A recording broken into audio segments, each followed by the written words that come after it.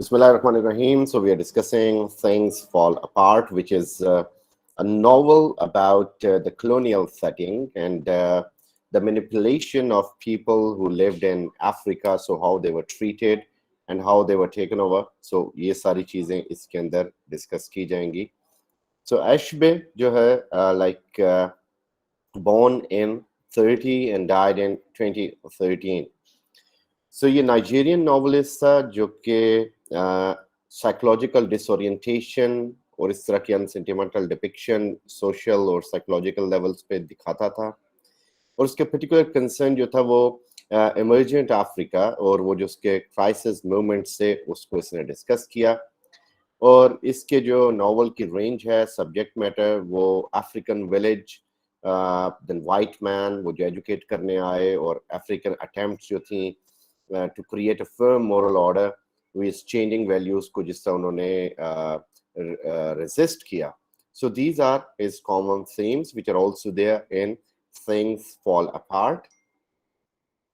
So Okonkwo is a person जो एक wealthy और respected warrior है यूमोफिया विलेज का.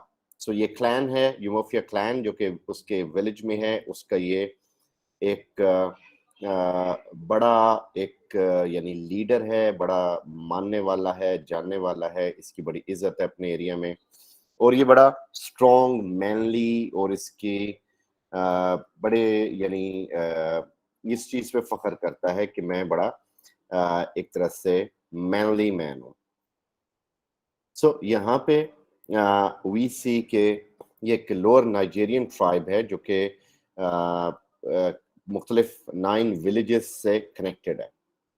सो उसको ड्रीम्स आते हैं, ख्याल आते हैं यूनोका के जो कि इसका स्टेप फादर जो कि इसका कवर्ट फादर था और उसने वो एक डिसरेप्यूट में मर गया और उसमें पैसा बहुत फजूल खर्च था वो और उसने विलेज को काफी कर्जे में डबो दिया. सो इस वजह से इसको अपने बाप पे बहुत ज्यादा गुस्सा भी है. So he does not really like him. अब वो उसके अगेंस्ट बनना चाहता है, उससे टोटल डिफरेंट एक अपनी एंटिटी शो करना चाहता है. सो ओकोनकोवा एक क्लान्समैन बना, वॉरियर बना, फॉर्मर बना. सो एक 12 इयर्स ओल्ड इसका बेटा है नोए जो कि लेजी है और ओकोनकोवा अपने बेटे को एंड तक अपने बाप की तरह एक फेलियर समझता है कि ये कुछ भी नहीं कर पाया लाइफ में. सो एक नेबरिंग ट्राइब के अंदर किसी इशू के सेटलमेंट में यूमोफिया जो एक है ट्राइब जो ये इसका जो ट्राइब है उन्हें एक वर्जिन लेडी और एक 15 ईयर ओल्ड बॉय मिलता है. ये एक तरह से उसके कसास में कह लें या उसके जवाब में कह लें या उसके एक तरह से हदिये में फिदिये में कह लें या इन एनी वे. सो ये उसको बेसिकली इनको ये चीज ये लोग मिलते हैं. और कौन को वह बॉय जो है इकिमिफूना इसको ले लेता है अपने लिए और उसे उसकी परवरिश करता है. इसे लगता है कि ये जो इसका ये इकिमिफूना है दैट इज एन आइडियल सन. सो जो इसका बेटा है वो एक स्ट्रॉन्ग अटैचमेंट हो जाती है उसकी. जारी बात है दोनों बच्चे हैं तो दोनों इसके करीब आ जाते हैं. सो इकिमिफूना से फॉन्डनेस के बावजूद और डिस्पाइट द फैक्ट कि जो बच्चा है वो ओकोनकोवो को फादर बुलाना शुरू कर देता है. लेकिन ओकोनकोवो जिस तरह मैनली मैन अपने अंदर एक दिखाता है कि मेरे अंदर वो जज्बात नाम की चीज नहीं है, मैं तो वो उसको ज्यादा अफेक्शन शो नहीं करता. हालांकि प्यार बहुत करता है उससे लेकिन शो नहीं करता. सो वीक ऑफ पीस चल रहा होता है और ओकोनकोवो जो है मीनवाइल पीस के इस वीक में अपनी यंगेस्ट वाइफ को, यानी बहुत सारी वाइफ्स होती हैं, उसे नेग्लिजेंस की बेस पे वो उसे बहुत ज्यादा मारता है और ये पीस जो है सैक्रेड वीक का उसे तोड़ देता है. फिर उसके बाद रिपेंटेंस के लिए सैक्रिफाइसेस करता है. लेकिन कम्युनिटी जो है वो बड़ी हैरान हो जाती है, शिशदर रह जाती है. Yes he has 3 wives. तो जो कम्युनिटी है वो बड़ी हैरान होती है कि ये इसने क्यों किया ऐसा इस टाइम के अंदर जबकि हमें खामोशी रखनी थी, पीस रखना था. So community is not happy with his actions. So Ikemefuna जो है वो उनकी फैमिली के साथ 3 साल रहता है. सुनोए जो है वो एक बड़े भाई की तरह उसे ट्रीट करता है और इनकी आपस में दोस्ती बड़ी अच्छी है जैसे कि हम ऑलरेडी देख चुके हैं. सो इसमें होता है कि कौन कवा जो है यानी उसे लगता है कि इकिमेफुना के अंदर बड़ा मैस्कुलिन किस्म का एटीट्यूड डेवलप हो रहा है जिस तरह ओकोनकावा के अंदर खुद था। सो एक दिन जो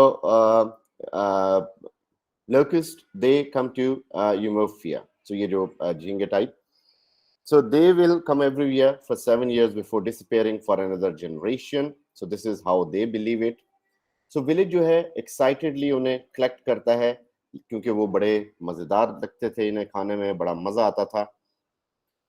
फिर वहां पे next what we see is के सेम टाइम में like Izudu. So that is a respected elder of the village. So वो इन्फॉर्म करता है ओकोनकावा को एक प्राइवेट मीटिंग में कि जो ओरेकल है उसने कहा है कि इकिमेफुना जो है उसे मार दिया जाए। So he tells ओकोनकावा के इकिमेफुना उसको बाप बुलाता है और ओकोनकावा को इसकी मौत का जिम्मेदार नहीं होना चाहिए। ओकोनकावा जो है वो इकिमेफुना से झूठ बोलता है, उसे बताता है कि वो जा रहे हैं और यानी एक लाइक जल्दी वापस आ जाएंगे, तो वो फिलहाल उसके घर छोड़ने जा रहे हैं। तो जो नोए है वो बड़ा लाइक मेरी आवाज अगर आप आदिल भाई को कम आ रही है, आप लोगों को इशू लग रहा है मेरी वॉइस में? Anyone? No, sir, it's clear. Adil bhai, I think your mic is or your headphones are not clear. Okay, Okonkwo जो है वो उससे झूठ बोलता है और उसको ले जाता है और नोए जो उसका बेटा है वो इस चीज पे बड़ा उदास होता है।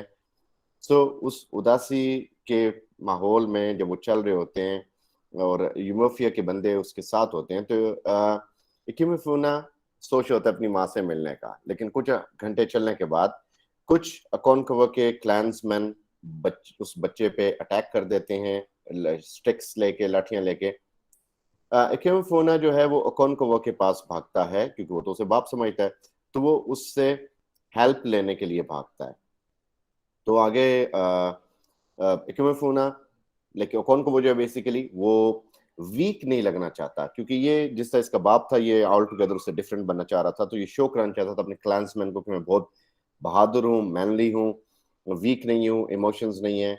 तो वो क्या करता है, वो लाइक ओरेकल ने जिसका कहा होता है कि तुम कुछ नहीं करोगे, लेकिन वो खुद अपने कबीले को दिखाने के लिए उस बच्चे को काट देता है। सो ओकोनकावा जब घर आता है तो नोए जो है उसको आइडिया हो जाता है कि उसका दोस्त मर चुका है। ओकोनकावा डिप्रेशन में चला जाता है, ना सो सकता है, ना उसे नींद आती है, ना खा सकता है, भूख नहीं लगती। सो वो अपने फ्रेंड ओब्रिका के पास जाता है और थोड़ा सा बेहतर फील करना शुरू करता है। सो ओकोनकावा की डॉक्टर एजनमा बीमार हो जाती है और वो रिकवर होती है जब ओकोनकावा उसके लिए मेडिसिन के तौर पे कुछ लीव्स लेके आता है। सो इतनी देर में डेथ अनाउंस होती है इज़ुडू की और सराउंडिंग विलेज जो है वो बाय मींस ऑफ इक्वे जो कि एक म्यूजिकल इंस्ट्रूमेंट है उसके जरिए उनको इत्तला दी जाती है। ओकोनकावा वो बड़ा गिल्टी फील करता है क्योंकि लास्ट टाइम इज़ुडू उसके पास आया तो उसे वार्न करने आया कि इकिमेफुना की डेथ में हिस्सा ना लेना। सो उस जगह पे उस फ्यूनरल पे जो लोग हैं वो ड्रम बीट कर रहे होते हैं, फायर्स कर रहे होते हैं अपनी गन से। सो यहाँ पे ओकोनकावा के साथ ये होता है कि उसकी गन एक्सप्लोड होती है और वहां से इज़ुडू के ही 16 साला बच्चे को गोली लगती है और वो मर जाता है। So this was all done unintentionally, he was not willing to do it, लेकिन हुआ ये कि उसको थोड़ा सा एक यानी उसी सेरेमनी के अंदर गलती से उससे गोली चल गई जो उसको लगी। अब क्लैंसमैन को मारना एक जुर्म था और ये अर्थ गॉडेस के खिलाफ जाने वाली बात थी। सो ओकोनकावा को एग्जाइल में जाना पड़ा। सो वो अपनी फैमिली को उसने लिया और एग्जाइल में चला गया, यानी अपने ससुराल साइड पे। सो उसने बहुत जो अपनी वैल्यूएबल यानी वो अपने माँ के विलेज में चला गया, सॉरी मबांटा। सो उसने जो वैल्यूएबल बिलोंगिंग्स थी वो उसने ली। सो मैन जो थे वहाँ के इज़ुडू के, उन्होंने ओकोनकावा की बिल्डिंग को जला दिया, उसके एनिमल्स मार दिए और विलेज को उससे अपनी तरफ से पाक कर दिया।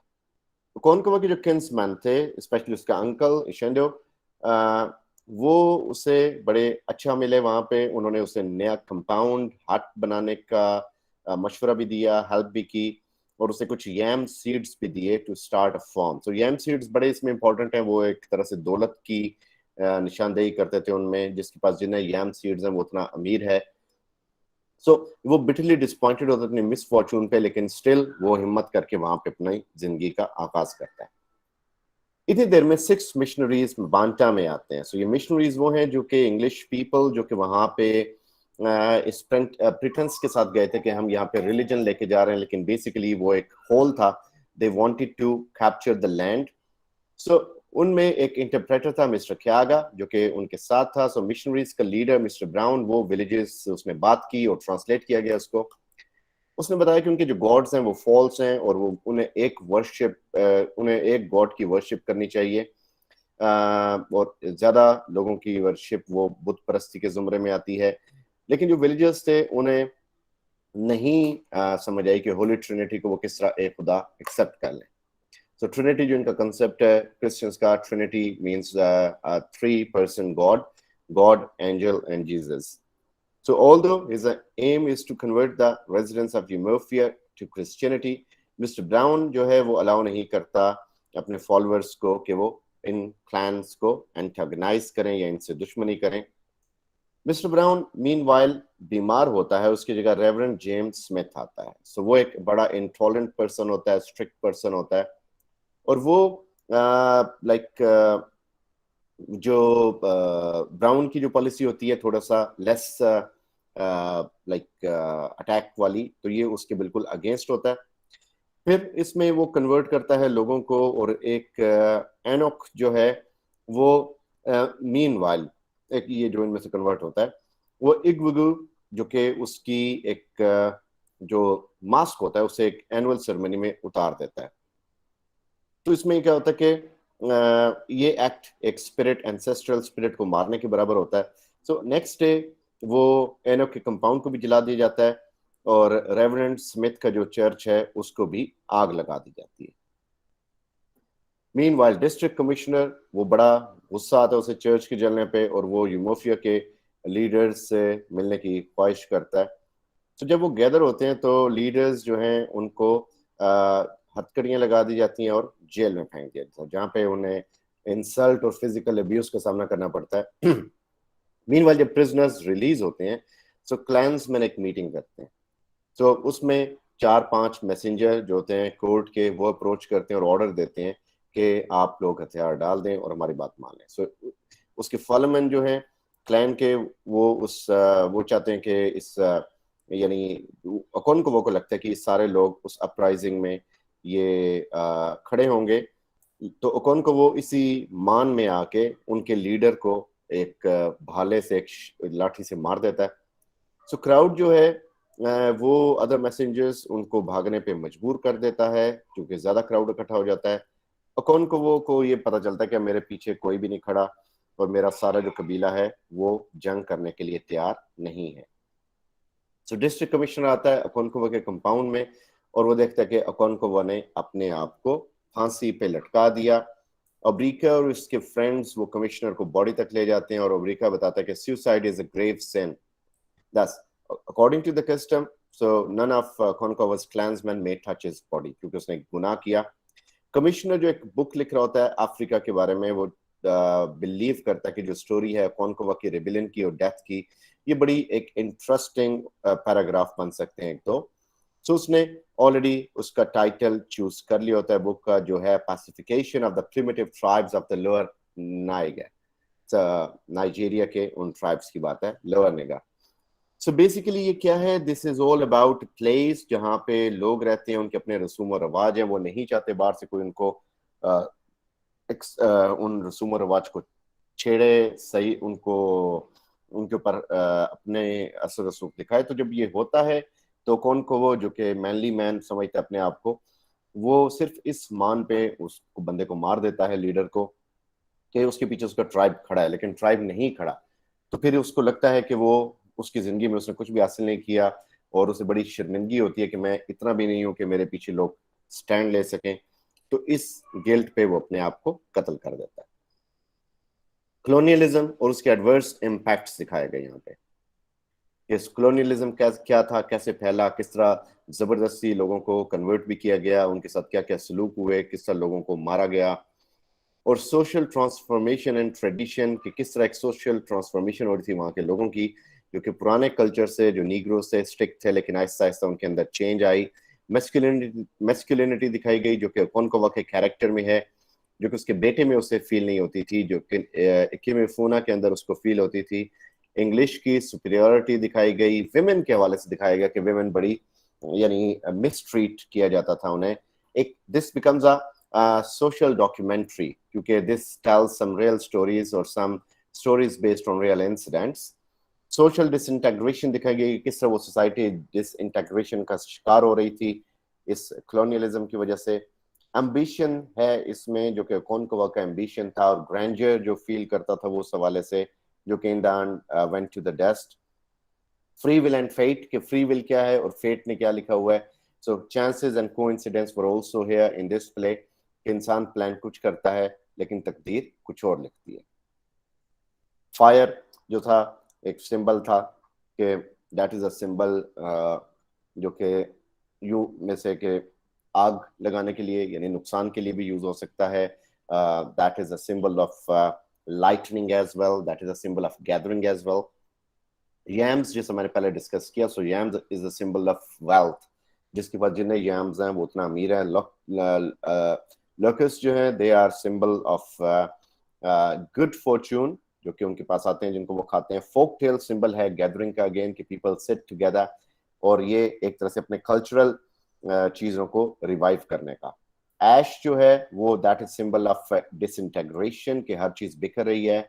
और जो मदर ऑफ स्पिरिट है दैट इज सिंबल कि ये जिसके यानी अर्थ जिसको ये मानते हैं। और इगवुगु जो है that is symbol of their spiritual beliefs. ये मदर ऑफ स्पिरिट्स और इगवुगु ये उनके स्पिरिचुअल बिलीव्स के सिंबल हैं। So this is Okonkwo. इसकी जो स्ट्रेंथ्स हैं वो ये हैं कि is hard worker, is respected and he is material provider. वो यम्स बनाता बेचता भी है और उनको करता भी है। फेयर ऑफ फेमिनिटी, इसको इससे बड़ा डर लगता है कि फेमिनिज्म के टैक्ट्स मेल कम्युनिटी में ना आए। इमोशंस को ब्लॉक करता है क्योंकि उसे लगता है कि रोना, इमोशंस दिखाना औरतों का काम है। And he is a murderer. तो उसने ना सिर्फ अपने बेटे को मारा यानी इकिमे फूना, जो कि मुंह बोला बेटा था, बल्कि उसने एक और अपने पुराने दोस्त की डेथ पे उसके बेटे को भी गलती से मार दिया। सो गलती हो या सही हो, a murderer is a murderer. So that ends this things fall apart. So going to the next one, and that is almost having the same themes, which is written in the backdrop of Congo, and ये है Heart of Darkness. So that is by Joseph Conrad, और Joseph Conrad के जो Heart of Darkness है, that is a great novel, short एक्समैला यानी इसको आप नॉवेला कह सकते हैं, छोटा सा नॉवल है। कॉलोनियलिज्म ये होता है बेसिकली जिसे आप नो आबादियाती निज़ाम कहते हैं, या नो आबादियात, जिस तरह इंग्लैंड और अमेरिका, ये जो फ्रांस, स्पेन, इटली और कौन यानी ये जो बट जितने भी ये कंट्रीज थे बेसिकली, ये जो प्रोग्रेसिव कंट्रीज लोग के, इन्होंने मुख्तलिफ मुल्कों पे जाके कब्जा किया। थीम्स ये बनाए कि हम इनको पैसिफिकेशन के लिए आ रहे हैं, दीन पढ़ाने के लिए आ रहे हैं, इनको एक अच्छा एक कल्चर देने के लिए आ रहे हैं, इनको लाइट पहुंचाने के लिए आ रहे हैं, एजुकेट करने के लिए आ रहे हैं। सो इसकी आड़ में उन्होंने फिर बेशुमार लोगों का खून चूसा, यानी उन्होंने उनके सारे के सारे रिसोर्सेज लिए। और ये कॉलोनियलिज्म ये नहीं है कि स्टार्ट कब हुआ, it started in many places in many different times. बस हमारा जो कॉलोनियलिज्म है जो सब कॉन्टिनेंट में था, वो जब टीपू सुल्तान और उससे पहले का टाइम ये उसमें स्टार्ट हो चुका था, उन लोगों ने आना शुरू कर दिया था। फिर मुगल दौर, टीपू सुल्तान उसके बाद, और उसके बाद फिर ये जितने भी यानी आई गेस जहांगीर, बाबर, अकबर के दौर में ये लोग आए और आहिस्ता आहिस्ता ये अपना वो बिजनेस की आड़ में अपना सेटअप डेवलप करते रहे, और एक टाइम आया जिसमें फिर 1857 तक बीच में टीपू सुल्तान, ये सारे टीपू सुल्तान का फादर और बहुत सारे लोगों ने लड़ाइयाँ की, लेकिन हारते गए सारे। इन द एंड फाइनली 1857 में जो जंग हुई उसमें मुकम्मल ब्रिटिश राज जो था यहाँ पे नाफिज हो गया। तो यहाँ भी उन्होंने वही किया। इसी तरह यहाँ के सारे मिनरल्स, मटेरियल्स, कोहिनूर, हीरा, हर चीज उठा के ये साथ ले गए। So this is also a story of the same place. So ये हार्ट ऑफ डार्कनेस जो है ये सेंटर है अराउंड मौलो। सो मौलो एक सेलर है और वो कॉन्गो में जाना होता है उसने मिस्टर कर्ट्स से मिलने के लिए उसे, और इसका होता है कि उसको लेके आना है। He is reputed idealist man, great abilities का मालिक होता है, और इसको रिवर बोट के ऊपर एज अ कैप्टन जॉब मिलती है एक कंपनी में, एक बेल्जियन कंसर्न जो एक ऑर्गेनाइज है to trade in the Congo. So इसकी एक आंटी होती है जिसका एक बड़ा रेफरेंस होता है। सो वो इसको एक नौकरी ढूंढ देती है, यानी वो नौकरी ये होती है कि शिप कैप्टन की। तो ये बड़ा खुश होता है इस बात पे कि चलो मेरी जॉब हो गई और मैं जा रहा हूँ। जो आंटी जब इससे डिस्कस करती है वो ये कहती है कि तुम वहां पे उन्हें सिविलाइज करने जा रहे हो, सिविलाइजिंग द ब्रूट्स, वहां के जो वैशी हबशी लोग हैं तुम उन्हें तरबियत करने जा रहे हो। सो उसे लगता है मैं एक बड़े सैक्रेड मिशन पे जा रहा हूँ। सो मौलो जो है वो उससे वाइड स्प्रेड इनएफिशिएंसी और ब्रूटैलिटी मिलती है। अब ये क्यों, ये ट्रैवल कैसा है बेसिकली कि ये समुंदर के रास्ते, कांगो के रास्ते जा रहा है। कांगो एक रिवर है और कांगो एक इलाका भी है, एक मुल्क भी है। सो ये उसके अंदर जो रिवर है उसके जरिए ये वहां पे जाता है, जो उसे रिवर लगता है कि मैप पे देखे तो एक सांप की तरह नजर आता है, और वो अफ्रीका का दिल है, अफ्रीका के सेंटर में है। इसीलिए इसको हार्ट ऑफ डार्कनेस कहा गया। इसके दो थीम्स हैं, दो मीनिंग है। एक तो हार्ट ऑफ डार्कनेस की अफ्रीका के बिल्कुल सेंटर में है, और सेकेंडली हार्ट ऑफ डार्कनेस की इंसान को दिखाया गया कि इंसान जो है वो अंदर से कितना काला है, कितना ईवल है उसके अंदर। ठीक है, इससे रिलेटेड ही थर्ड है जो कि इसके अंदर यही थीम्स हम दोबारा देखेंगे। सो व्हाट हैपेंस देयर कि ये नेटिव इनहेबिटेंट्स जो हैं, अब ये बेसिकली जैसे मैंने बताया कि दरिया जा रहा है उसके आसपास, इसने जब कर्ड्स तक जाना है तो उसके बीच में कंपनी के बहुत सारे स्टेशन हैं। अब ये स्टेशंस क्या करते हैं? स्टेशंस का ये काम है कि उन स्टेशंस के ऊपर मुख्तलिफ लोग मुख्तलिफ जगहों पे इनके पास बेशुमार आइवरी हाथी दांत होता है जिसको हाथियों को मार के इकट्ठा करते थे, और वो एक स्टेशन से दूसरे स्टेशन, दूसरे से तीसरे स्टेशन, और वहां से फिर शिप्स के जरिए ये इंग्लैंड में और मुख्तलिफ इलाकों में ट्रांसपोर्ट होते थे।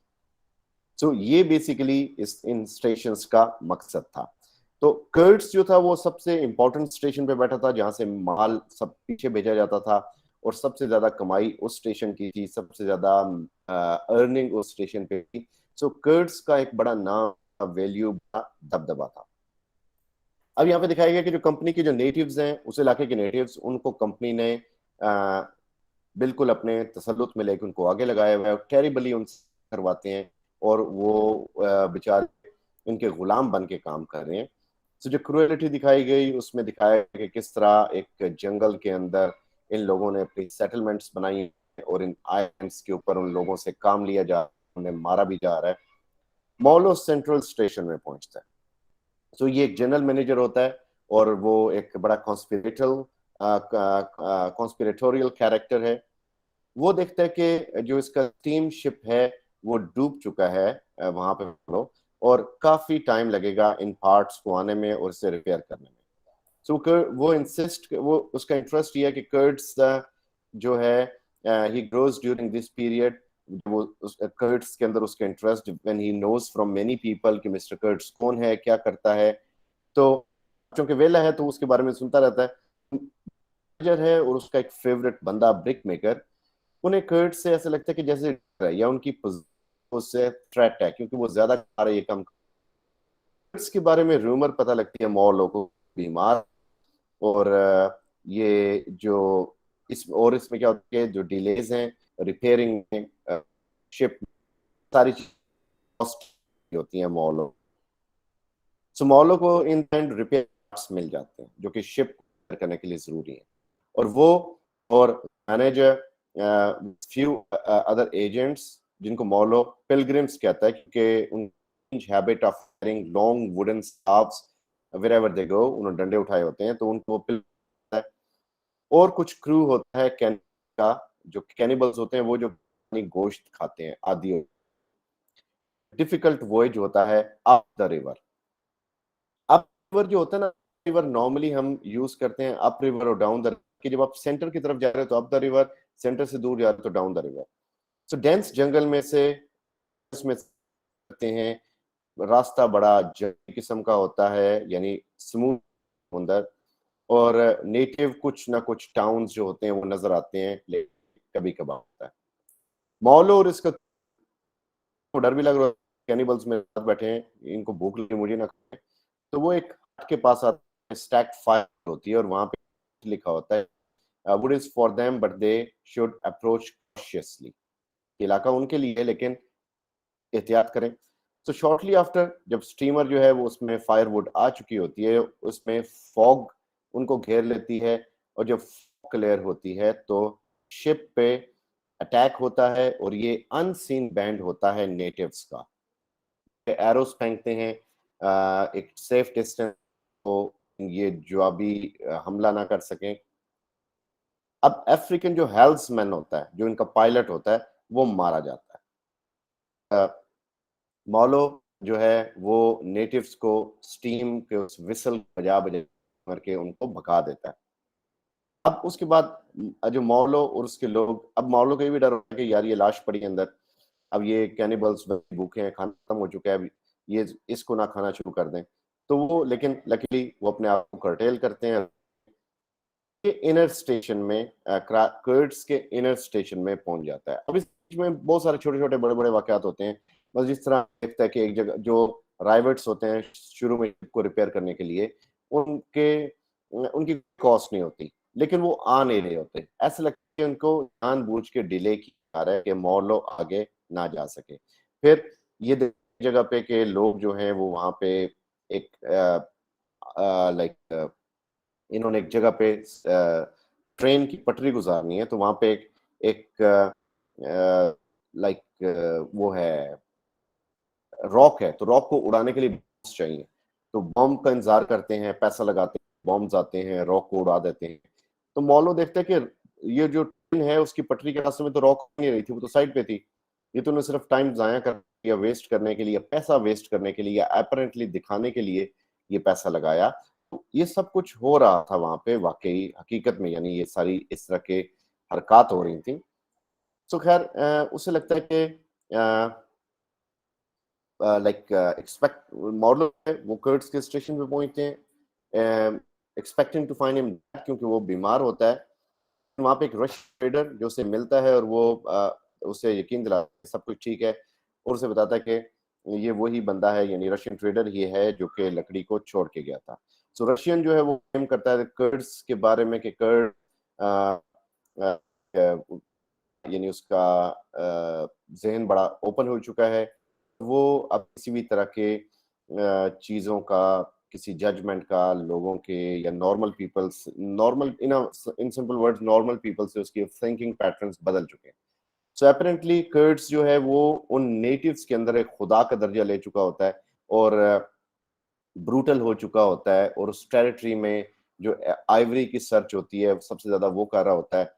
कर्ड्स का क्या है, कर्ड्स जो वहां पे आया था ब्रूट्स को ट्रेन करने के लिए, अब उन ब्रूट्स का खुदा बना बैठा है, क्योंकि power corrupts and absolute power corrupts absolutely. So उसके हार्ट की डार्कनेस दिखाई गई कि किस तरह वो उन्हीं लोगों बस किया, उनका मेंबर बन गया। अब कर्ड्स खुद ही वापस नहीं आना चाहता, वो उधर से उस जगह पे रहना चाहता है।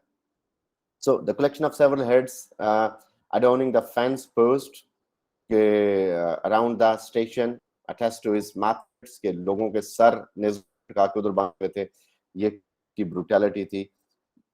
पिलग्रिम्स जो है वो कर्ड्स को बाहर लेके आते हैं स्टेशन से ऑन अ स्ट्रेचर। बीमार होता है, आना नहीं चाह रहा, और लोग उसके आसपास इकट्ठे होते हैं जैसे उनके खुदा को कहीं ले जाया जा रहा हो। कर्ड्स उनसे बात करता है, नेटिव्स जो आते हैं वॉरियर्स वो वहां से चले जाते हैं। सो मैनेजर को, जो कि बीमार होता है, स्टीमर के पास लेके आता है। सो एक ब्यूटीफुल नेटिव वुमेन आती है जो कर्ड्स की मिस्ट्रेस लग रही होती है। सो वो वहां पे आके घूमती रहती है, देखती रहती है। सो रशियन ये सोचता है कि ये शायद कर्ट्स में इन्वॉल्व थी, और लाइक कर्ट्स ने लाइक उस पर बड़ा इन्फ्लुएंस रखा हुआ था। रशियन मॉलो को बताता है कि सीक्रेट में लेके ये बात वो किसी को नहीं कि उसके स्टीम अटैक हुआ वो कर्ट्स ने ही कराया, ताकि मॉलो और उसके साथी डर के वापस चले जाएं, क्योंकि कर्ट्स नहीं चाहता था कि कोई बंदा उसको लेने के लिए आए। ही वाज हैप्पी देयर, वो एंजॉय कर रहा था अपना। सो रशियन चला जाता है एक कश्ती के जरिए, और ताकि मैनेजर नाराज ना हो। कर्ट्स जो है वो रात को डिसअपियर, मॉलो उसकी सर्च में जाता है और उसे देखते हुए वो क्रॉल कर रहा होता है नेटिव कैंप की तरफ। सो मॉलो उसे रोकता है और उसे दोबारा शिप में लेके आता है, और वो फिर डाउन द रिवर यानी वापसी की तरफ आते हैं नेक्स्ट मॉर्निंग। लेकिन कर्ट्स की हालत खराब होती जाती है। सो मॉलो उसकी सुन रहा होता है जब वो बोल रहा होता है। सो कर्ट्स उसको एक पैकेट, उसमें कुछ पर्सनल डॉक्यूमेंट्स होते हैं और एक पैम्फलेट होता है जिसमें सिविलाइज द सैवेजेस, और एंड में लिखा होता है कि एक्सटर्मिनेट ऑल द ब्रूट्स। यानी इसका मतलब है कि जो है सिविलाइज द सैवेजेस, ये वो है मिशन जो ये लेके गए। एक्सटर्मिनेट ऑल द ब्रूट्स, ये वो था कि ये हकीकत में कर रहे थे, जो उन्हें मार रहे थे।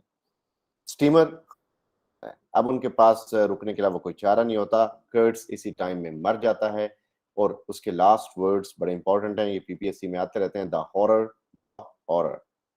तो मॉर्लो बड़ा कंफ्यूज होता है। तो मॉर्लो उसके बाद खुद बीमार पड़ जाता है, लेकिन बच जाता है, और उसके बाद जो यूरोप आता है कि फियांस से उसको उसकी इंटेंडेड मिलती है। सो वो मॉर्निंग ड्रेस में होती है, और लाइक कर्ट्स की डेथ को अभी तक साल गुजर चुका होता है, लेकिन वो उसकी याद में मातमी लिबास में होती है। सो वो उसे यानी ये बेसिकली उसे लगता है मॉलो को कि ये लॉयल्टी का सिंबल है खातून।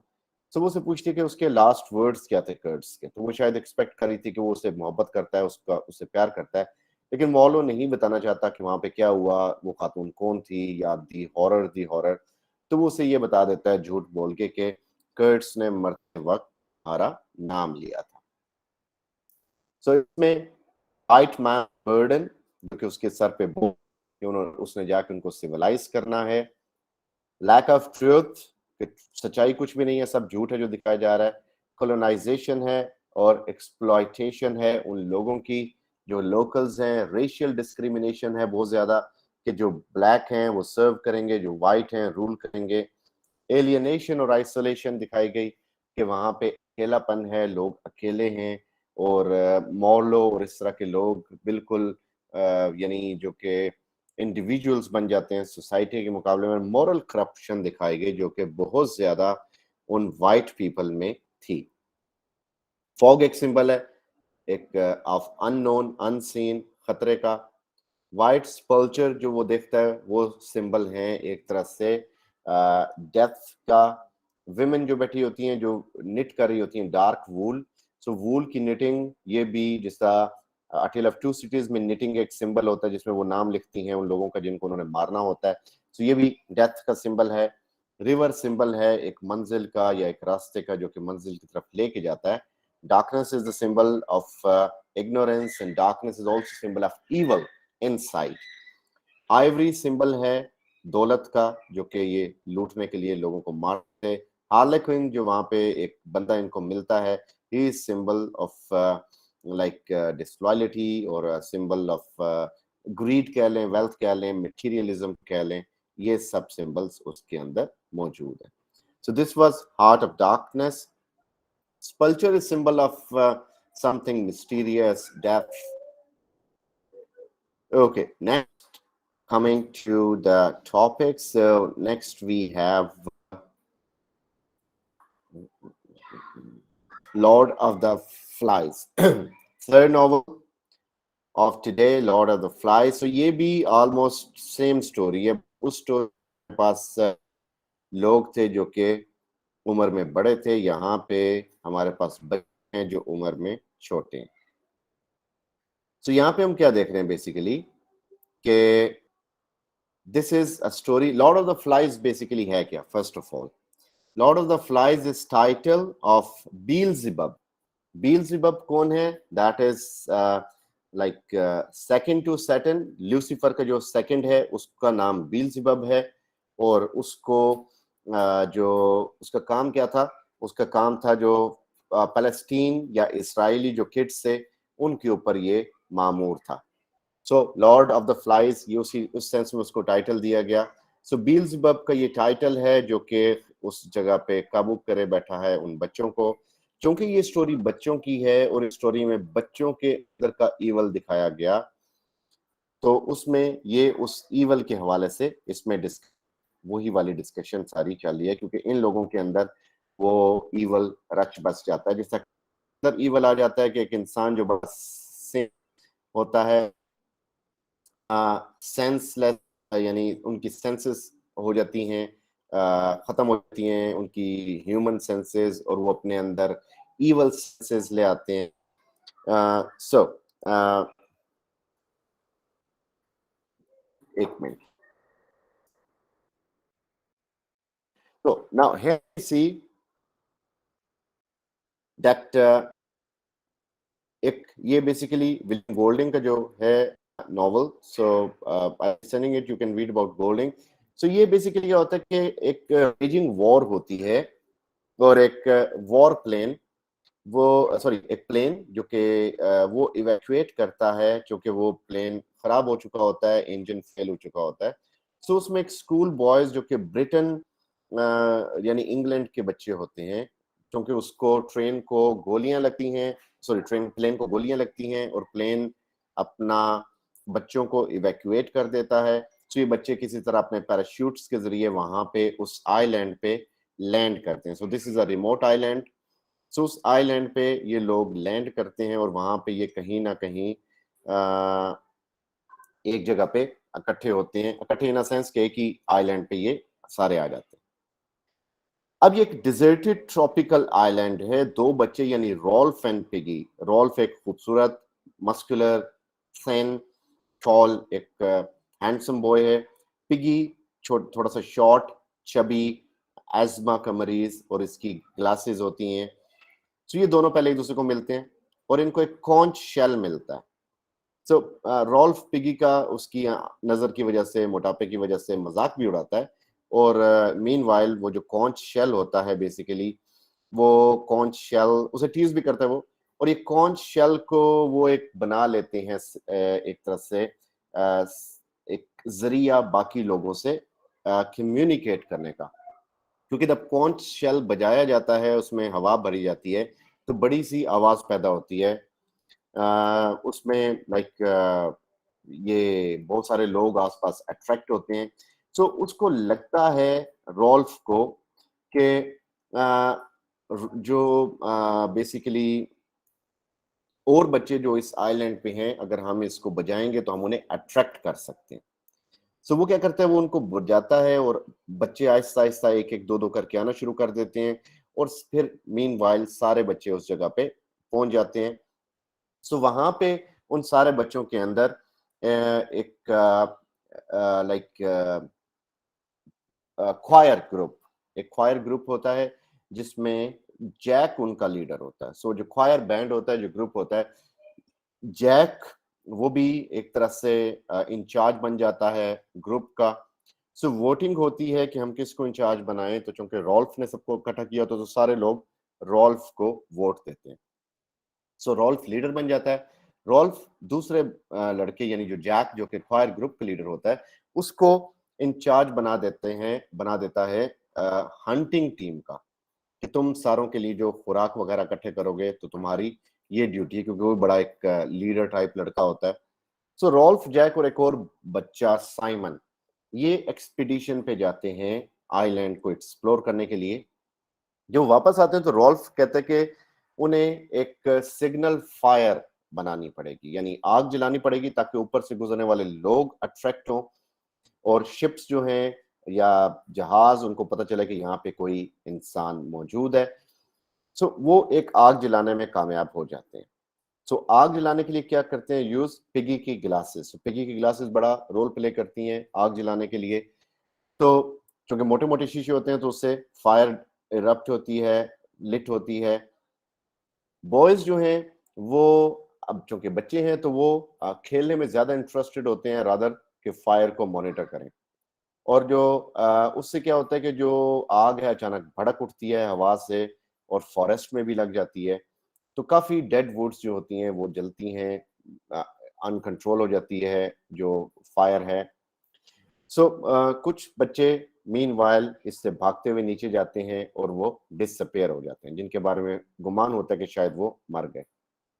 अच्छा, शुरू में इस आइलैंड में बच्चे एंजॉय करते हैं क्योंकि इसमें कोई ग्रोन अप नहीं होता और वो स्पेंड करते हैं अपना टाइम जिस तरह उनका दिल चाहता है, जब चाहे सोएं, जब चाहे जागें, स्प्लैश करते हैं पानी के अंदर क्योंकि वहाँ पे साफ पानी भी होता है, गेम्स खेलते हैं आपस में। और उसे रॉल्फ को ये होता है कि हम सिर्फ यहाँ से निकलें और फायर को मेंटेन करें। अच्छा, हंटर्स जो हैं वो एक पिग को कैच करने की कोशिश करते हैं और वो उसमें फेल हो जाते हैं, लेकिन इस टीम को चस्का लग जाता है हंटिंग का और जैक खास तौर पे ऑब्सेस हो जाता है हंटिंग के साथ।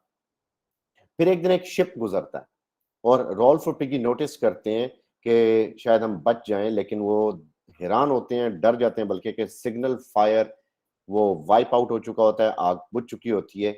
और वो फिर रॉल्फ जो है वो जैक को डांटता है कि उसके वजह से ये हुआ क्योंकि वो लोग हंटिंग में ज्यादा बिजी हो गए थे और आग की तरफ उनकी तवज्जो नहीं रही। बहरहाल इतनी देर में जो वो खुश इसलिए होते हैं जैक वगैरह कि वो पहला किल करके आए हैं और उन्होंने एक पिग को मारा, तो उसके साथ वो एक डांस करते हैं वाइल्ड मैनर में। पिगी जैक को क्रिटिसाइज करता है और वो उसको जवाब में थप्पड़ मार देता है। सो रॉल्फ कोच को बुलाता है और सबको डांटता है, कहता है कि जब मेरे पास कोच है तो मैं लीडर हूं और तुम सबको एक डिसिप्लिन के साथ रहना पड़ेगा। मीटिंग में ये क्लियर हो जाता है कि कुछ बॉयज जो हैं उन्होंने वो बहुत ज्यादा डरते हैं और उनमें कुछ बॉयज होते हैं छोटे जिनको लिटलंस कहा जाता है और उन्हें नाइटमेयर आते हैं शुरू से ही और वो बिलीव करते हैं कि यहाँ पे कोई बीस्ट कोई मॉन्स्टर इस जगह पे मौजूद है। तो वो उनको बड़े बच्चे उनको थोड़ा समझाने की कोशिश करते हैं कि मॉन्स्टर जो है वो लाइक लाइक बरन उनकी सोच ही होती है कि मॉन्स्टर दिन को छुपा होता है और रात को बाहर आ जाता है। तो इनमें से एक लिटलन कहता है कि जो मॉन्स्टर है वो शायद समुद्र में छुप जाता है और इससे ग्रुप ज्यादा डरता है क्योंकि वो समुद्र के किनारे होते हैं। सो उस मीटिंग के थोड़े अर्से बाद कुछ मिलिट्री प्लेन आपस में बैटल करते हुए गुजरते हैं। सो बॉयज जो हैं वो नीचे जो सोए होते हैं वो नोटिस नहीं करते कि एक एक्सप्लोजन होता है और एक पैराशूटिस्ट निकलता है, इवैक्यूएट करता है और वो उस सिग्नल फायर माउंटेन जिसके ऊपर आग जलाते हैं वहां पे चूंकि मर तो वो पहले चुका होता है, बहरहाल वहां पे आके उसकी लाश लटक जाती है। सैम और एरिक ये ट्विंस होते हैं, ये रिस्पॉन्सिबल होते हैं अब वॉच देखने के लिए आग को। तो ये इन्होंने भी नहीं देखा होता पैराशूटिस्ट को लैंड करते हुए। जब ये उठते हैं तो वो देखते हैं कि वो जो सेल हट है वो जो पूरा पैराशूट और वो जब स्ट्रेन नॉइज सुनते हैं कि हवा चल रही है और पैराशूट फटफड़ा रहा है, उन्हें लगता है कि ये बीस्ट है जो वापस आ गया। तो भागते हैं कैंप में और रिपोर्ट करते हैं कि बीस्ट ने अटैक कर दिया। अब बॉयज जो हैं वो एक हंटिंग एक्सपीडिशन बनाते हैं मॉन्स्टर को ढूंढने के लिए। जैक और रोल्फ जो कि वो ट्रेवल करते हैं माउंटेन के ऊपर और वो देखते हैं कि दूर से देखते हैं पैराशूट को और उन्हें लगता है कि ह्यूज बंदर है, बड़ा सा मंकी है, एप है। सो वो उस चीज को शायद फिर एक मीटिंग करते हैं उस पे और वो बताते हैं कि हम क्या देख के आए। सो इसे ग्रुप वाले और डर जाते हैं कि वाकई कोई मॉन्स्टर है जो एग्जिस्ट करता है। सो जैक रोल्फ को कोवर्ट कहता है और कहता है कि उसे उसकी ड्यूटी से हटा देना चाहिए और जैक को लीडर बनाना चाहिए, लेकिन बाकी बॉयज रोल्फ की फेवर में होते हैं। जैक वहां से बीच पे जाता है और सब हंटर्स को कहता है कि तुम मुझे ज्वाइन करो, हम अपना ग्रुप बनाएंगे। जो है रोल्फ बाकी बच्चों से मिलके सिग्नल फायर को दोबारा चलाता है। अब वो इसको बीच पे चलाते हैं क्योंकि ऊपर उन्हें मॉन्स्टर का डर होता है। तो खैर उस पे मीनवाइल ये आग जलने के थोड़ी अरसे में वो आहिस्ता आहिस्ता एक एक दो करके बच्चे सारे जैक को ज्वाइन करना शुरू कर देते हैं क्योंकि वहां पे मौजें बड़ी होती हैं। जैक अपने आप को नए ट्राइब ऑफ हंटर्स का लीडर डिक्लेयर कर देता है और एक वायलेंट रिचुअल स्लॉटर करते हैं, वो एक सर्व का, एक फीमेल पिग का। और हंटर्स उसके बाद उसका सर काट देते हैं और उसे एक नेजे के ऊपर जो कि उन्होंने बनाया होता है लकड़ी का, उसे रखते हैं और वो एक ऑफरिंग के तौर पे गाड़ देते हैं उस बीच पे ताकि ये मॉन्स्टर इसको खा ले और इनको कुछ ना खाए। सो मीनवाइल जो उस साइमन जो है उसको एक विजन नजर आता है और उसमें उसे लगता है कि वो जो सर्व का हेड है वो उससे बोल रहा है। तो वॉइस जो उसे सुनाई देती है वो लॉर्ड ऑफ द फ्लाइज की होती है। वो कहते हैं कि साइमन नहीं बचेगा और वो जिस तरह क्योंकि वो हर एक इंसान के अंदर मौजूद है, यानी ईवल हर इंसान में मौजूद है। साइमन बेहोश हो जाता है। जब वो उठता है तो वो माउंटेन में जाता है जहां पे वो देखता है कि वो जो असल में वो डेड पैराशूटिस्ट होता है वो कोई भी बला मॉन्स्टर नहीं होता। उसे समझ आ जाती है, सियाना होता है। तो वो वापस आता है और आके नीचे बाकी बीच पे लोगों को बताना चाहता है, लेकिन वो जो बाकी जो लोग होते हैं वो रॉल्फ एंड पिगी वो एक उधर खाने पे होते हैं जो कि जैक ने दिया होता है। और वहां पे जब शेडोई इमेज अपेयर होता है आग में, दूर से साइमन का शेडो आ रहा होता है, तो वो समझते हैं कि ये मॉन्स्टर आ गया है और वो अपने हाथों से उसको पकड़ के मारना शुरू कर देते हैं। और उसमें क्या होता है कि मर जाता है, वो कत्ल हो जाता है। सो उसी मॉर्निंग को रॉल्फ एंड पिगी डिस्कस करते हैं कि क्या हो गया। जैक के हंटर्स जो हैं उल्टा उन पे भी अटैक कर देते हैं और पिगी के ग्लासेस ले लेते हैं क्योंकि उससे आग जलानी होती है। रॉल्फ और उसके बाकी मंदा साथी वो कहीं ना कहीं छुप जाते हैं, लेकिन जैक जो है वो सैम और एरिक को उनको बांध देता है और रॉल्फ को ढूंढ के उससे लड़ना शुरू कर देता है। सो इस बैटल में एक बॉय रॉजर वो ऊपर से एक बड़ा सा पत्थर नीचे फेंकता है जो कि पिगी को लगता है, पिगी के ऊपर गिरता है और पिगी कुचला जाता है बेचारा और मर जाता है। रॉल्फ अकेला रह जाता है और वहां से भागने की कोशिश करता है और वो एक रात कहीं ना कहीं छुपा रहता है और बाकी लोग उसे एक जानवर की तरह हंट कर रहे होते हैं। और मीनवाइल जो बाकी जो लोग होते हैं वो उनको उसके साथ जैक के साथ हो जाते हैं। रॉल्फ छुपा रहता है और मीनवाइल वो डिस्कवर होता है कि बीच पे उसे जाना पड़ेगा जहाँ पे लाइक बाकी लोग इसका इंतजार कर रहे हैं और जब वो पकड़ा जाता है तो उसे होता है कि ये मुझे मार देंगे। सो उसे एक ब्रिटिश नेवल ऑफिसर जो कि वहां पे सिग्नल फायर देख चुका होता है वो आता है और वो उसको बचा लेता है। सो वो नोटिस करता है कि बच्चे जो हैं उनकी क्या हालत है और क्या किस तरह ब्लड थर्स्टी हुए हैं, सैवेज हुए हैं। तो उसके बाद वो रॉल्फ उसको सब बताता है कि क्या क्या हुआ और बाकी जो बच्चे होते हैं जो कि सैवेज हो चुके हैं उनमें से उनको अकल आती है और उनको रोना शुरू हो जाते हैं और बाकी इन द एंड उन बच्चों को वहां से इवैक्यूएट करके ले जाया जाता है। तो इनके थीम्स जो हैं सिविलाइजेशन वर्सेस सैवेजरी के, सिविलाइजेशन क्या होती है, सैवेजरी क्या होती है, इनोसेंस का लॉस्ट। यानी सिविलाइजेशन और सैवेजरी में यह है कि सिविलाइजेशन भी इंसान कायम करता है, सैवेजरी भी इंसान कायम करता है। ये हमारे अंदर के इमोशंस है कि हम किस इमोशन को, यानी man is a social animal. आप अपने अंदर के जानवर को जब जगा देंगे तो फिर आप एक हैवान बन जाएंगे। आप अपने अंदर के इंसान को जगाएंगे तो आप एक इंसान बन जाएंगे। तो लॉस ऑफ इनोसेंस दिखाई गई कि वो बच्चे छोटे छोटे जिन्होंने बर्बरियत नहीं देखी थी वो किस तरह बर्बरियत का शिकार भी होते हैं और किस तरह उनकी इनोसेंस खत्म हो जाती है छोटी सी उम्र में, शिकार, ब्लड शेड, बड़ों के बगैर सरवाइव करना। क्योंकि आप देखेंगे कि वो लोग जिनके सर पे माँ बाप का साया नहीं होता वो ज्यादा वो होते हैं, यानी जो जिनको धक्के खाने पड़ते हैं दुनिया के वो ज्यादा एक्सपीरियंस्ड होते हैं, वो ज्यादा चालाक होते हैं। So struggle to build civilisation, इसमें एक स्ट्रगल दिखाई गई सिविलाइजेशन को बिल्ड करने की। लेकिन मैंस इनहेरेंट ईवल, के इंसान के अंदर ईवल होता है कि हम इंसान ताकत, दौलत, शोहरत मिलने के बाद बदलता नहीं है, बेनिकाब हो जाता है, वो चीजें उसके अंदर मौजूद होती हैं। इंडिविजुअलिज्म वर्सेस कम्युनिटी दिखाई गई, कम्युनिटी के सामने इंडिविजुअल की क्या वैल्यू है, किस तरह पिसता है वो। मैन वर्सेस नेचर, के नेचर और इंसान का मुकाबला दिखाया गया कि इंसान किस तरह नेचर के साथ लड़ाई कर रहा है, किस तरह उसमें गुजारा कर रहा है। और नेगेटिव कॉन्सिक्वेंसेज ऑफ वॉर, के वॉर के नेगेटिव कॉन्सिक्वेंसेज क्या हैं, किस तरह ये चीजें इंसान को तबाह करती हैं। इसमें जो सिंबल है Lord of the flies symbol है उस ईवल का, उस ल्यूसीफर का, डेवल का, और वो ईवल जो कि हम सब के अंदर मौजूद होता है। पिगे के ग्लासेस सिंबल हैं फायर का, क्योंकि इससे फायर जलेगी, और ये विजन का सिंबल भी है क्योंकि पिगी बड़ा विजनरी बच्चा होता है। सिग्नल फायर सिंबल है रेस्क्यू का, कि वो जलेगी तो इनको लोग बचाएंगे। बीस्ट सिंबल है एक अननोन डेंजर का जो कि एग्जिस्ट नहीं करता लेकिन एक खतरा है। कॉन्च सिंबल है यूनिटी का, इत्तेहाद का, लीडरशिप का। और पिग हंट सिंबल है उस डेवलिश वर्क का, उस ब्रूटल हंट का और उस सैवेजनेस का जो कि इंसान के अंदर डेवलप हो चुकी है. So these were some different novels, and for another one, let me see that what should be studied today.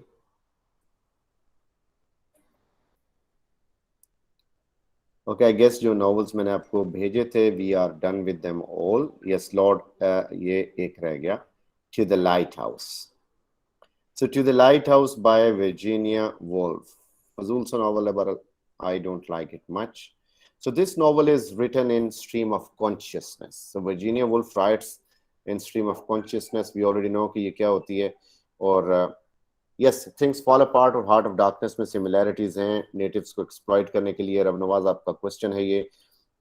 तो जारी बात है, दोनों में ये हुआ कि जो नेटिव्स थे उनकी अपनी जगह थी, उसके ऊपर आहिस्ता आहिस्ता ये वाइट्स हैं वो रिलीजन का बहाना बन के आए या एनलाइटनमेंट का बहाना करके आए और आहिस्ता आहिस्ता उन्होंने उनके रिसोर्सेज पे काबू कर लिया और उनको अपने बस में कर लिया और इनको यूज करना शुरू कर दिया, मैनिपुलेट कर लिया या उनको एक तरह से एक्सप्लॉइट करना शुरू कर दिया.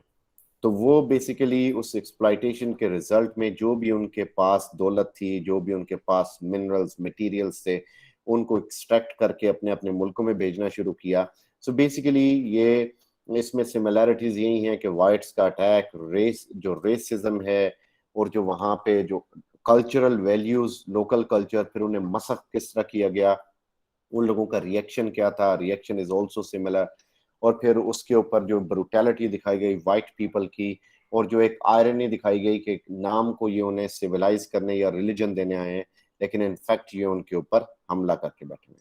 Okay, coming back to the topic, to the lighthouse by Virginia Woolf. So to the lighthouse ये 3 सेक्शंस में डिवाइडेड है: the window, time passes and the lighthouse.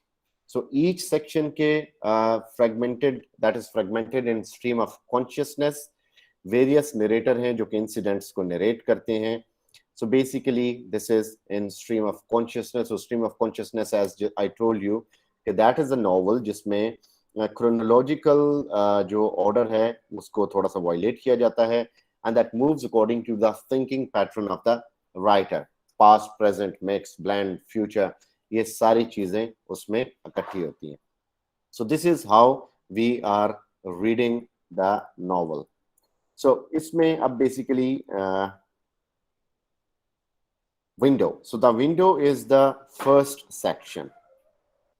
So इसमें क्या होता है इस सेक्शन में कि विंडो जो है that is about the beginning, जो कि एक तरह से chronologically events की एक beginning है. इसमें we see के मिस्टर एंड मिसेस रामसे. सो ये वर्ल्ड वॉर 1 के बाद का उसके स्टार्ट से पहले का एक सीन है. मिस्टर मिसेस रामसे जो कि कपल है, वो अपने 8 चिल्ड्रन को अपने समर होम पे लेके आते हैं, हैब्रिड्स, और this is a group of island in the west of Scotland. इधर बे के पास उनके जो घर हैं उनके करीब ही एक लाइट हाउस है. लाइट हाउस क्यों होता है? क्योंकि शिप्स को बताने के लिए कि यहाँ पे साहिल करीब है, लाइट की रोशनी में इनको पता चलता है कि उन्होंने अपना ट्रेवल किस जगह को करना है. So that is a sort of navigation system. 6 year old होता है जेम्स रैमजे, जो कि मिस्टर रैमजे का बेटा है, and he wants to go to the lighthouse. लेकिन मिसेस रैमजे उसे बताती है, क्योंकि बिल्कुल करीब नहीं होता, समुद्र फासला होता है बीच में थोड़ा सा, उसे बताती है कि वो नेक्स्ट डे जाएंगे अगर वेदर अलाउ करेगा तो. जेम्स बड़ा खुश होता है कि जाना पड़ेगा, हम जाएंगे, मजा करेंगे. लेकिन मिस्टर रैमजे उसे बड़ा कोल्डली बताता है कि वेदर बुरा होगा कल, हम नहीं जा सकते. तो बच्चा इस चीज से एक खुनस बना लेता है अपने माइंड में अपने बाप के लिए कि बाप ने इस तरह क्यों कहा. तो उससे लगता है कि बाप बड़ा एक सरियल किस्म का है और इसने बड़ा गलत किया, इस तरह का है कि इसे ऐसा नहीं कहना चाहिए था. उसका दिल टूट गया बच्चे का. तो अपने बाप से नफरत करना शुरू हो जाता है और उससे लगता है कि ये जेम्स और उसके बाकी 7 बहन भाइयों से क्रूअल होके इसके बाप को मजा आता है. सो रैमजेस जो है ये होस्ट करते हैं एक पार्टी जिसमें गेस्ट आते हैं, जिसमें चार्ल्स टेंसले है जो रैमजे के वर्क को एक मेटाफिजिकल फिलोसफर के तौर पर बड़ा एक सराहता है. और फिर उसमें लिली ब्रिस्को एक यंग पेंटर है जो कि मिसेस रैमजे की पोर्ट्रेट बनाती है. सो मिसेस रैमजे जो है वो चाहती है कि लिली जो है वो शादी कर ले विलियम बैंक से, जो कि एक ओल्ड फ्रेंड है रैमजेस का। लेकिन लिली जो है वो सिंगल रहना चाहती है। सो मिसेस रैमजे जो है वो अपनी तरफ से पूरी कोशिश होती है उसकी कि मैं मिसेस बेनेट की तरह कपलिंग करूं और लोगों के कपल बनाऊं। सो वो एक और मैरिज का प्लान करती है पॉल रेले और मिंटा डॉयल के बीच में, जो कि इनके जानने वाले होते हैं और वो भी यहाँ पे आए होते हैं। सो उसमें आफ्टरनून में पॉल जो है वो प्रपोज करता है मिंटा को और लिली अपनी पेंटिंग बनाती है। मिसेस रैमजे जेम्स को खुश करने में लगी होती है, जो दुखी होता है क्योंकि हम नहीं जा सकेंगे लाइट हाउस पे। और मिस्टर रैमजे अपने फिलोसफर होने की जो शॉर्ट कमिंग्स हैं उनके ऊपर परेशान बैठा होता है और इस चीज पे वो अपनी बीवी को भी परेशान करता है। उसी रात जो रैमजेस हैं वो एक होस्ट करते हैं एक इल फेटेड डिनर पार्टी, जो कि रिजल्ट अच्छा नहीं निकलता। पॉल और मिंटा ये जाते हैं बीच पे दो रैमजे के बच्चों के साथ। लिली ब्रिस्टल जो है वो she bristles at outspoken comments made by Tansley, उस पे चकल करती है, हंसती है। और वो कहता है क्योंकि वो कहता है कि जो वेमेन है वो ना अच्छा लिख सकती है ना अच्छा पेंट कर सकती है। सो लिली हंसती है इस बात पे। मिस्टर एमजे रिएक्ट्स रूड जब ऑगस्टस कार्मिकल, एक पोइट, जब he asked for a second plate of soup तो उसको बड़ा गुस्सा आता है, बड़ा रूड हो जाता है वो। तो जिस तरह रात करीब आती है तो ये मिसस्टेप्स ठीक होना शुरू हो जाते हैं, ये नहीं, ये जो एक दूसरे को जो तनकीदें की जा रही होती हैं और गेस्ट जो हैं वो एक मेमोरेबल इवनिंग मनाते हैं, यानी वो थोड़ी सी जो खार होती है वो निकल जाती है। खैर, ये जॉय जो है वो ज्यादा देर तक नहीं रह सकता। मिस्टर रैमजे गेस्ट्स को डाइनिंग रूम में छोड़ के आता है और आती हैं मिसेस रैमजे, और वो शी रिफ्लेक्ट्स के जो इवेंट है उसमें वो बेसिकली उसको उसके पास्ट में लेके जा रहा है। लेटर वो अपने हस्बैंड को मिलती है उस पॉलर में और कपल जो है वो इकट्ठा बैठता है। मिस्टर रेमजे जो है उसकी इनसिक्योरिटीज हैं और वो चाहता है कि उसकी वाइफ उसको बताती रहे कि वो उसे कितना प्यार करती है और अपनी फाइडेलिटी, अपनी मोहब्बत, लॉयल्टी का एहसास दिलाती रहा करे। और Mrs Ramsay is a very good wife, वो इस तरह करती भी रहती है। तो मिसेस रैमजे वो इतनी ज्यादा प्रोनाउंसमेंट्स नहीं करती, लेकिन ये है कि she concedes to this point made earlier in the day कि वेदर जो है will be too rough for the trip to the lighthouse. और मीनवाइल मिस्टर रैमजे, उसे पता होता है कि मिसेस रैमजे उससे मोहब्बत करती है, वो उसकी बात को एग्री करती है, क्योंकि तुम कह रहे थे, सही कह रहे थे, वेदर रफ ही होगा। रात हो जाती है और फिर एक के बाद दूसरी और तीसरी रात, टाइम बड़ा तेजी से गुजरना शुरू हो जाता है। सो टाइम पासिस के और नॉवल एंटर होता है टाइम पासिस सेगमेंट के अंदर। वॉर ब्रेक हो चुकी है, वर्ल्ड वॉर वन।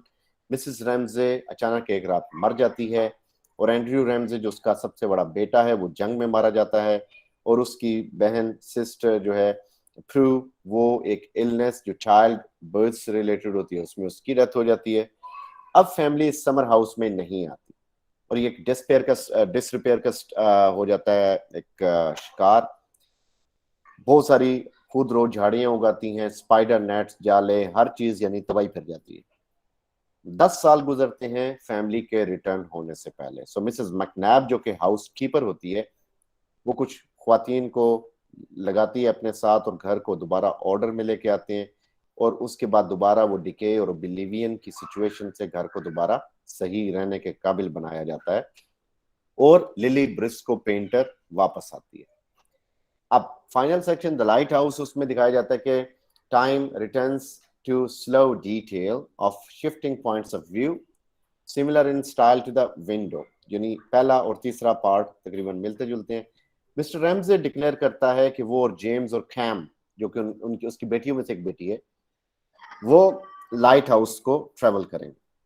सो एक सुबह ये वॉयज पे जाते हैं और थोड़ा सा जब डिले होता है तो उनको गुस्सा भी आता है इस चीज में।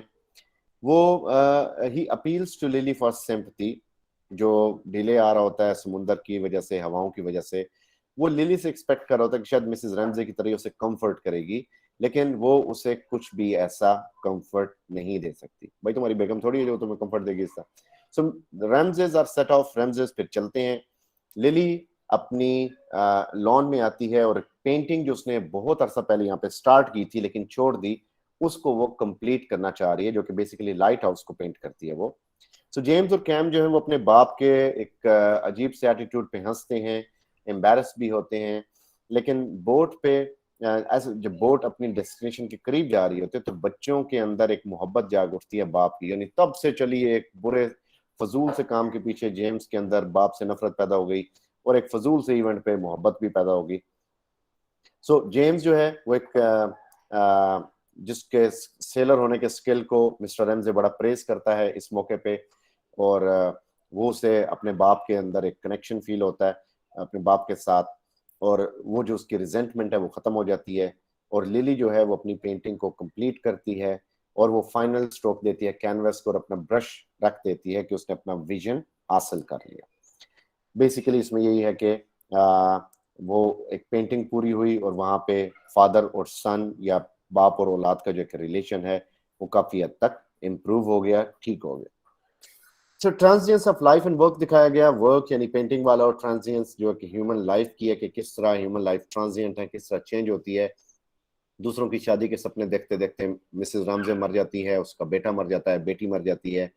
फिर art as a means of preservation, art एक मीन्स है जो कि आपको बचा के रखती है, आपकी सोच को संभाल के रखती है, प्रिजर्व करती है मोमेंट्स को, इवेंट्स को। लाइट हाउस की प्रेजेंस है वो एक बिल्कुल एक ऐसा मिस्टीरियस ऑब्जेक्ट है जो कि जहाँ पे जाना आपकी मंजिल को पाना है। बच्चे वहां पे जाना चाहते हैं, बाप वहां पे ले जाना चाहता है, लिली उसको पेंट करना चाहती है। वॉर एक थीम है जो कि हॉरर्स दिखाती है मॉडर्न सोसाइटी के। पानी एक सिंबल है जो कि एक रास्ता है उनको अपने विजन तक ले जाने वाला। Subversion of female gender roles ये दिखाया गया कि किस तरह फीमेल्स को मिसट्रीट किया गया, ये हमेशा ही किया जाता है।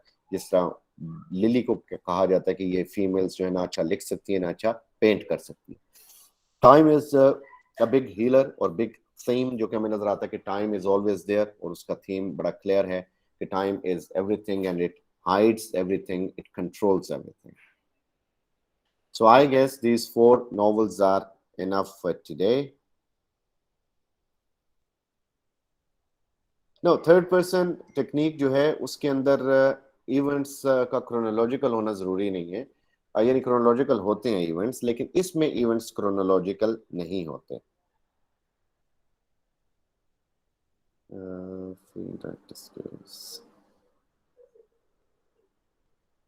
फ्री इनडायरेक्ट डिस्कोर्स ये सब कह सकते हैं कि जिस तरह वो बिल्कुल एक जमाना से आजाद होके लिखती है।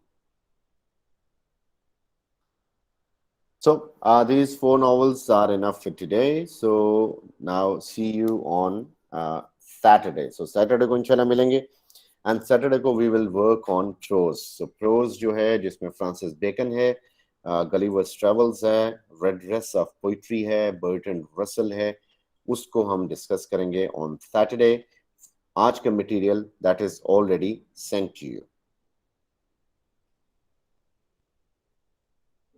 कोई सलाम दुआ क्वेश्चन वगैरह कुछ है तो यू आर वेलकम, अदरवाइज अल्लाह हाफिज।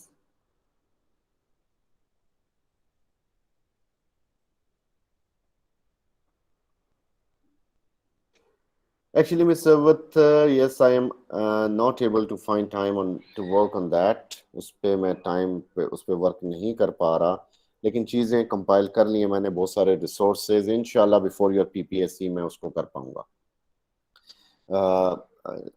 जी, आपको मटेरियल जो है मैं आपको भेज चुका हूँ ऑलरेडी, प्रोज का मटेरियल भी आपको आ गया हुआ है, आप वो देख लीजिएगा।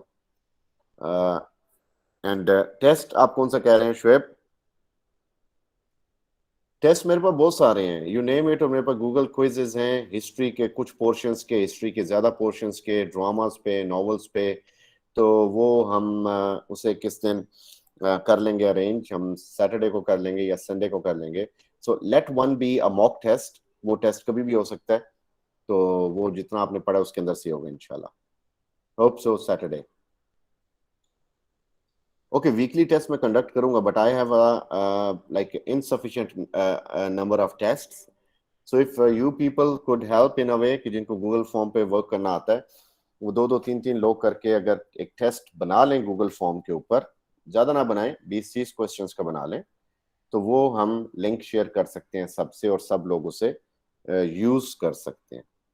But I try my best कि मैं उसको इंशाल्लाह आपका एक टेस्ट सैटरडे को या संडे को होल्ड करूं। अपना ख्याल रखिएगा। अल्लाह हाफिज।